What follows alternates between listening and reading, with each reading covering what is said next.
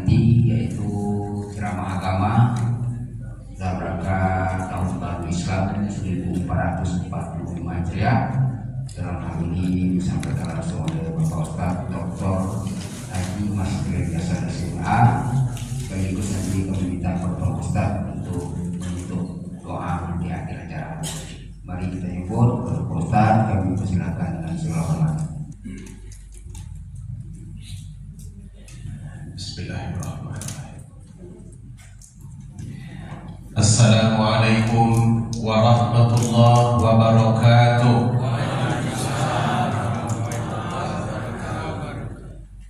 Alhamdulillahi rabbil alamin. Wassalatu wassalamu ala ashrafil anbiya'i wal mursalin wa ala alihi wa sahbihi ajma'in. Rabbi shrah li sadri wa yassir li amri wahlul 'uqdatam min lisani yafqahu qawli. Yang sama-sama kita hormati pengurus Masjid Al-Muhajirin, Khatib, Imam Bilal dan seluruh perangkat. Kemudian yang kita hormati pemuka masyarakat, alim ulama, cerdik pandai, hadirin hadirat, Bapak Ibu jemaah Masjid Muhajirin yang dimuliakan Allah Ta'ala. Puji serta syukur kita sama-sama sampaikan kepada Allah. Alhamdulillah, malam ini kita sudah memasuki awal tahun baru Islam 1445 Hijrah. Mudah-mudahan Allah menerima amal kita di tahun-tahun yang lalu dan Allah sehatkan kita di tahun-tahun yang akan datang. Salawat serta salam kepada Rasulullah sallallahu alaihi wasallam. Allahumma salli ala Sayyidina Muhammad wa ala ali Sayyidina Muhammad. Bapak Ibu yang Allah muliakan, usia itu seperti petak sawah. Setiap tahun kita lalui, maka terubahnya seperti petak sawah. Ia akan bernilai kalau kita tanam. Tapi kalau kita biarkan saja, maka dia akan bersemah tak ada guna. Karena itu Allah menyebutkan yang untung itu bukan yang dipanjangkan usia, tapi yang banyak amal ibadahnya. Kalau dikatakan wal asri, demi waktu, banyak manusia yang rugi, kecuali orang yang menggunakan waktu itu untuk melaksanakan amal soleh, berpesan dengan kebaikan dan berpesan dengan kesabaran. Artinya waktu itu menjadi ujian. Ada kalanya manusia akan menjadi orang yang beruntung atau mungkin menjadi orang yang merugi. Mudah-mudahan yang di dalam ini semuanya adalah orang-orang yang beruntung. Yang aminnya lebih kuat itu lebih banyak keberuntungannya. Baru mulai sudah loyo. Nggak sama seperti menyambut tahun baru Masehi. Ditunggu sampai jam 12 malam. Sabar membakar ayam mulai dari jam 8 sampai jam 12. Begitu ditengok gosong ayam. Tapi masih tetap juga ditunggu. Tengok jam 12 malam, meledak semua yang ada di angkasa. Mercun-mercun diterbangkan, kembang api juga diledakkan, begitu meriah. Tapi memang Islam ini berbeda dengan yang tidak Islam. Kita tidak perlu memeriahkan malam itu seperti meledakkan mercun, tapi Islam itu lebih kepada muhasabah. Karena kita tahu waktu yang sudah berlalu itu adalah bahagian dari kehidupan yang pergi. Kalau sudah pergi tak akan pernah kembali lagi.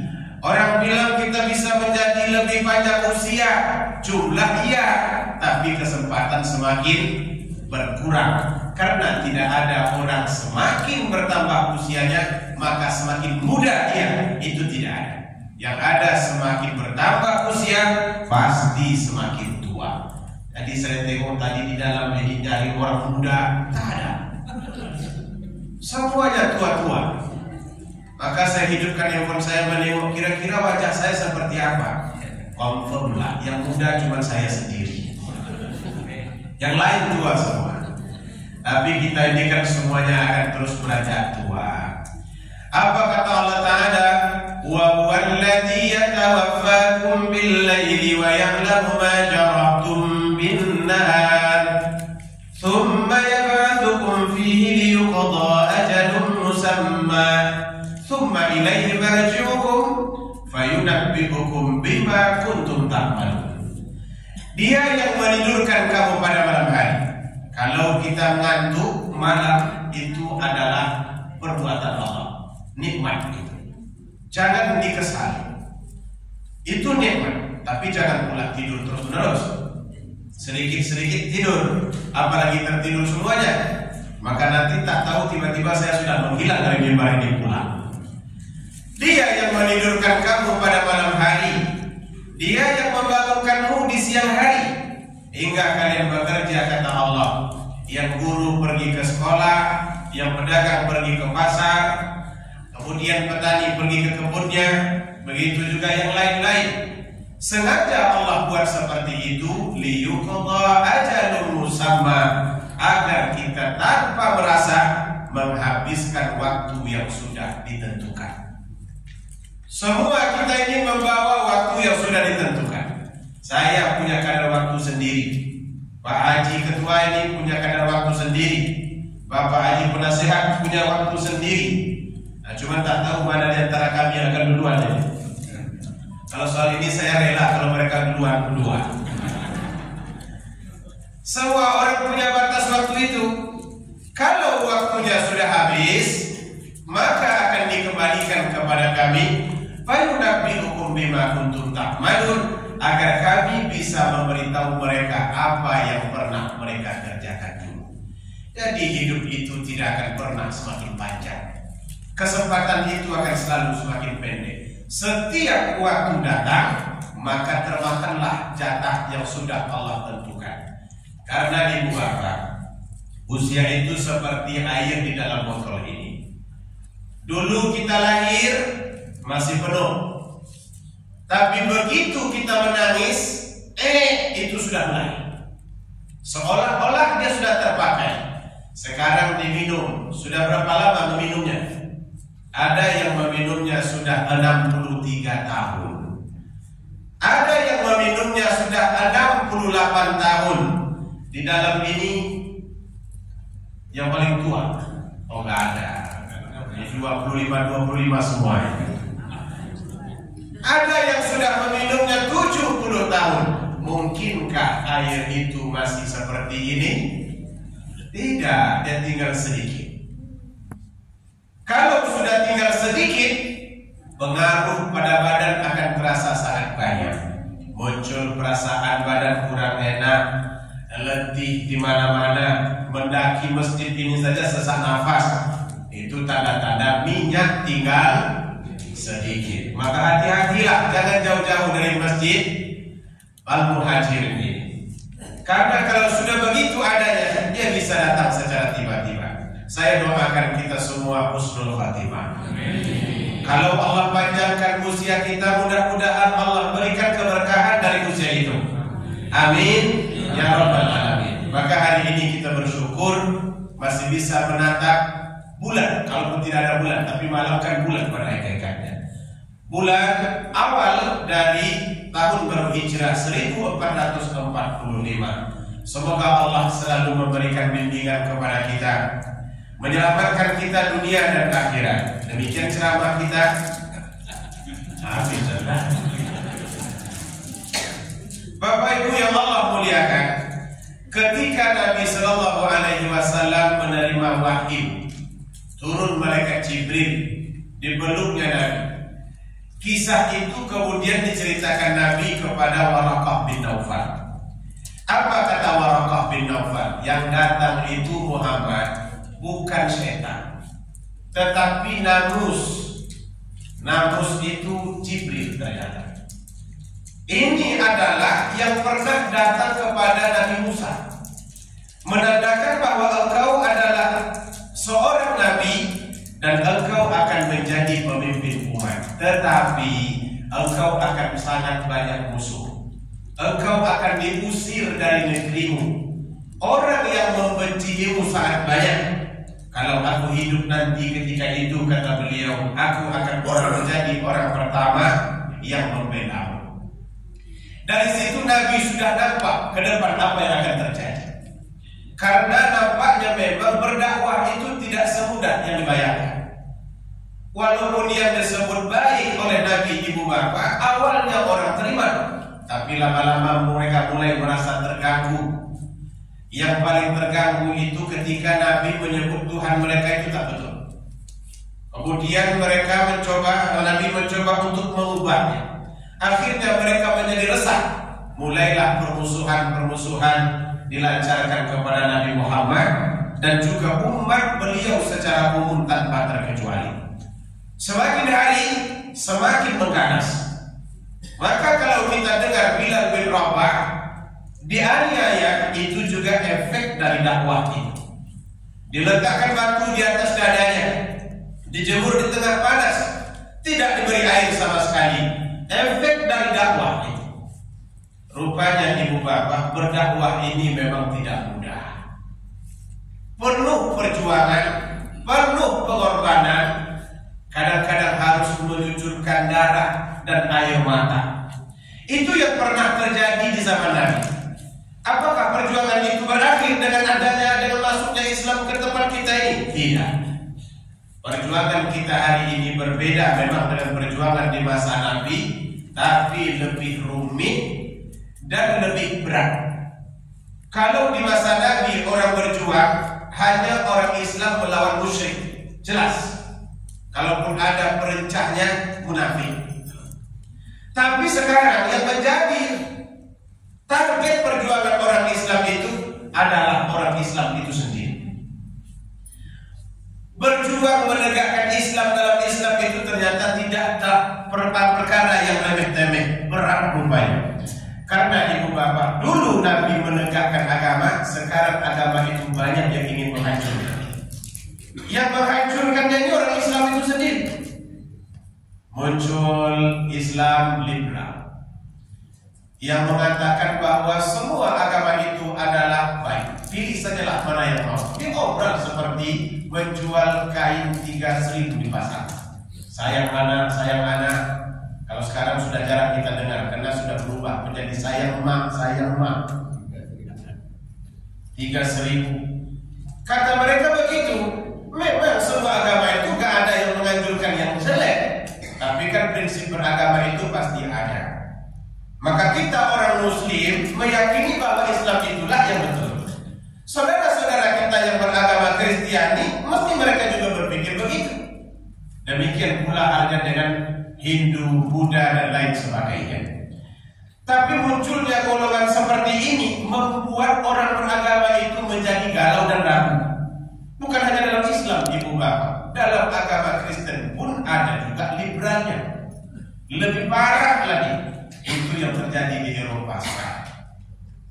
Di Eropa itu banyak gereja yang tidak ada penghuninya. Dampak dari apa itu? Pemikiran liberal. Karena menurut mereka agama jangan dibawa kemana-mana, cukup di gereja saja. Lama-lama gereja itu kosong. Maka sekarang orang Islam mulai berhijrah ke Eropa. Salah satunya Inggris. Di Inggris itu bahkan banyak gereja yang dibeli oleh orang Islam dan difungsikan sebagai masjid. Hingga ada satu istilah London itu ditambah kemudian menjadi Londonistan. Karena banyak orang Uzbekistan, orang Afghanistan, orang Turkmenistan itu semuanya berada di sana. Berubah wajah London itu sekarang. Banyak orang Islamnya di sana. Inilah efek dari liberal. Dalam Islam juga begitu. Kemudian yang menghancurkan agama Islam yang mesti sekarang ini kita pertahankan, budaya yang masuk ke kita itu semuanya boleh dikatakan berefek negatif kepada agama. Mulai dari budaya-budaya barat yang tidak sejalan, sampai sekarang ini ada pula modelnya yang warna pelangi-pelangi itu, betul Pak? LGBT. LGBT itu, ini sebetulnya penyakit yang tidak pernah ada. Karena Tuhan itu sudah menciptakan manusia itu zaujain itsnain, berpasang-pasangan. Ada wanita, ada laki-laki. Hewan juga begitu, ada jantan, ada betina.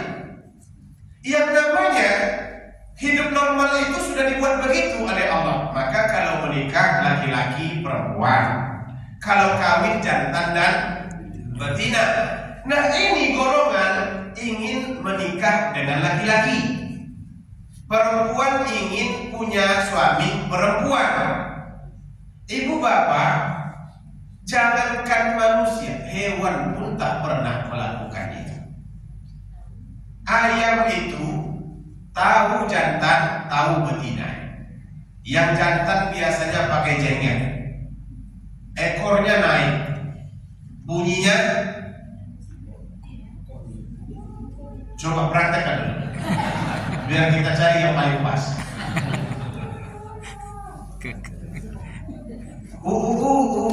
Begitulah. Saya pikir yang punya saya ini kurang pas. Yang betinanya ada juga, tidak pakai jenggot, ekornya lurus. Nggak pernah ada ayam jantan itu ngekek-ngekek kepada ayam jantan kecuali untuk berantem. Tapi sekarang manusia ada jantan ngekek ke ayam, ke manusia jantan. Betina suka pula dengan betina. Ini sekarang yang merusak bangsa, merusak umat. Karena ada usaha bagaimana supaya golongan itu betul-betul diterima dalam masyarakat. Dikibarkanlah bendera Jati Kedutaan Inggris di Jakarta, bendera Melayu, la ilaha illallah. Apa sih hebatnya kelompok ini nih? Kenapa begitu getol sekali? Karena ini nanti akan menghancurkan agama. Jadi kalau dulu Nabi berjuang menegakkan agama, meluruskan cara pandang orang musyrik, hari ini kita berjuang mempertahankan akidah orang Islam. Maka bangunlah masjid, bangunlah menara. Tadi katanya menara, biarkanlah nanti terdengar suara dari menara yang tinggi itu, Allahu Akbar, mengandung kemana-mana, menandakan bahwa di sini ada Islam yang sedang ditegakkan. Siapa pejuangnya? Orang-orang yang membangunnya. Karena menara itu gak mungkin berdiri sendiri, tapi dimotivasi oleh keinginan menegakkan agama. Masing-masing di antara kita memberikan mungkin bantuan sesuai kemampuan kita. Yang bersedekah 1 karung, pakai 1 karung, 1 sak semen. Yang bersedekah 1 besi angker. Yang bersedekah 1 batu bata. Maka kecil sekali lah. Kalau 1 batu bata 450 rupiah cuma Bapak Ibu. Apapun yang kita letakkan di situ, itu merupakan sumbangsi kita dalam menegakkan agama. Jadi jangan tidak ikut, jangan ragu bahwa ini kelak akan ada. Kamu tanya bagi saya, pasti. Man bana masjidan banallahu lahu baitan fil jannah. Siapa yang membangun masjid, maka Allah akan bangun untuknya rumah dalam surga. InsyaAllah kita ini semuanya punya rumah nanti di surga. Dan tidak kredit. Pastinya tidak kredit, karena nggak ada developer di surga itu. Itu semua yang Allah ciptakan bagi orang-orang yang bertakwa, berjuang menegakkan agamanya. Tantangan kita sama seperti tantangan di masa Nabi. Karena itu ibu bapak, biarkanlah menara itu berdiri, kemudian lantunkanlah suara azan, panggil orang-orang untuk melaksanakan ibadah ke masjid ini. Ini kan masjidnya masih sangat luas. Insya Allah kapasitasnya masih banyak.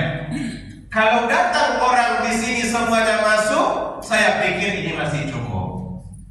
Tapi karena hari ini memang hari spesial orang-orang tua, maka inilah adanya.